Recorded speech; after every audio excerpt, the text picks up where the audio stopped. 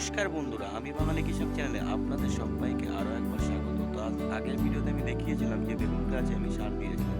তো তার পরবর্তী সময় আমার বেগুন গাছগুলো কেমন হয়ে উঠেছে এবং কী কী পরিচর্যা করছি, তো আপনারা সেটা দেখুন। তো ভিডিওটি না টেনে সবটাই পুরোটাই দেখতে থাকুন। বেগুন গাছে সার দিলাম 30 দিন পর।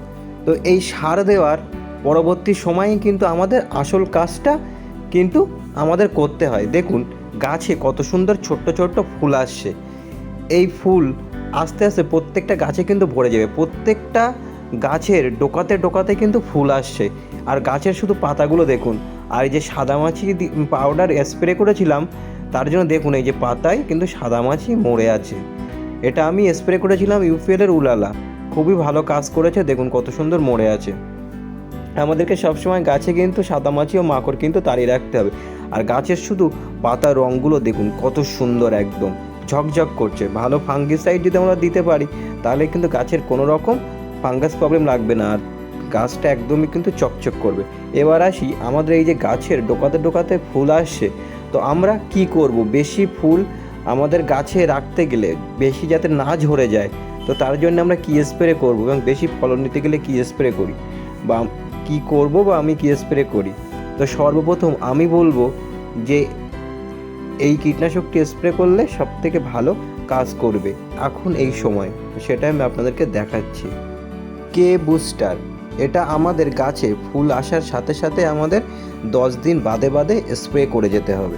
এটা আমরা নেব প্রতি লিটার জলে 2 মিলি মিশিয়ে কিন্তু আমরা স্প্রে করব। শুধু কে বুস্টার নয়, এর সাথে সাথে মাঝে মাঝে আমাদের কিন্তু আরও একটা কীটনাশক স্প্রে করতে হবে, তাহলে কিন্তু ফলনটা আরও ভালো হবে, ফুল কিন্তু আরও কম ঝরবে। আপনাদেরকে এই পরবর্তী ভিডিওতে দেখাবো যখন আমার বেগুন গাছে বেগুন ধরবে যে কত সুন্দর বেগুন আসছে এবং বেগুনের রঙগুলোও কিন্তু কত সুন্দর হচ্ছে। তো তার আগে সবাই আমি বাঙালি কৃষক চ্যানেলটি সবাই সাবস্ক্রাইব করে রাখুন ও নোটিফিকেশান বেলটা অন করে রাখুন, যাতে পরবর্তী ভিডিও আসার সাথে সাথে আপনাদের কাছে চলে আসে। তো আরেকটা যে কীটনাশকের কথা আমি বলছিলাম সেটি হলো মোবোমিন।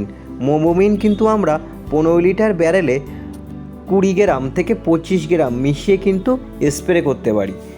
এটা আমাদের স্প্রে করতে হবে, কে বুস্টার আমরা স্প্রে করছি তার মাঝখানে, মানে 10 দিন বাদে বাদে আমরা কে বুস্টার স্প্রে করছি, তার সাথে সাথে আমরা একটা মাঝখানে গ্যাপ বুঝে আমরা কিন্তু মোবোমিনটাও স্প্রে করে দেবো।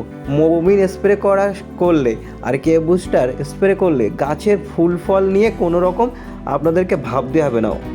অনেক সময় ওয়েদারটা অনেকটা বাজে হয়ে যায়, তার জন্য কিন্তু আমাদের ফুল ফল অনেকাংশে কমে যায়। যদি অনেকখানি ওয়েদার বাজে না হয় তাহলে আমাদের গাছে ফুল ফল কিন্তু খুব সুন্দর থাকবে।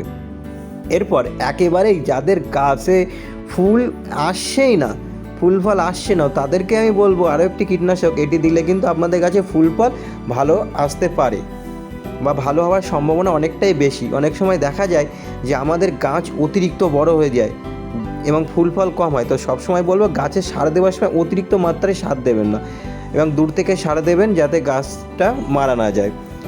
আর যদি একদমই গাছে ফুল ফল না আসে তখন আপনারা কি করবেন, আমি একটা কীটনাশক বলে দিচ্ছি, এটা কিন্তু খুবই ভালো কাজ করে যখন গাছে ফুল ফল না আসে। বুস্টার 2 প্রতি লিটার জলে 1 ফোঁটা করে দেবেন, 1 ফোঁটার বেশি কিন্তু দেবেন না, দিলে কিন্তু গাছ অতিরিক্ত মাত্রায় ঝাঁপিয়ে যাবে, লাভের লাভ কিচ্ছু হবে না। আমাদেরকে কীটনাশকটাও দিতে হবে এবং কীটনাশকের সঠিক মাপে কিন্তু দিতে হবে, তবেই কিন্তু আমাদের গাছে ফুল ফল ঠিকঠাক মতো আসবে। আর সবসময় বলি বেগুন চাষ করতে গেলে আপনারা গাছে কিন্তু সাদামাছি সুচপোকাটা কিন্তু তাড়িয়ে রাখবেন, আর এই গাছের ডোকার দিকটা সবসময় নজর রাখবেন। গাছের ডোকা যদি দুর্বল হয়ে যায় তাহলে বুঝতে হবে গাছের কিন্তু খাবারের প্রয়োজন। তো ভালো থাকবেন সবাই, সুস্থ থাকবেন। পরবর্তী ভিডিওতে আরও নতুন কিছু নিয়ে আমি দেখাবো। তো সবাই আমি বাঙালি কৃষক চ্যানেলটি সবাই সাবস্ক্রাইব করে পাশে থাকবেন।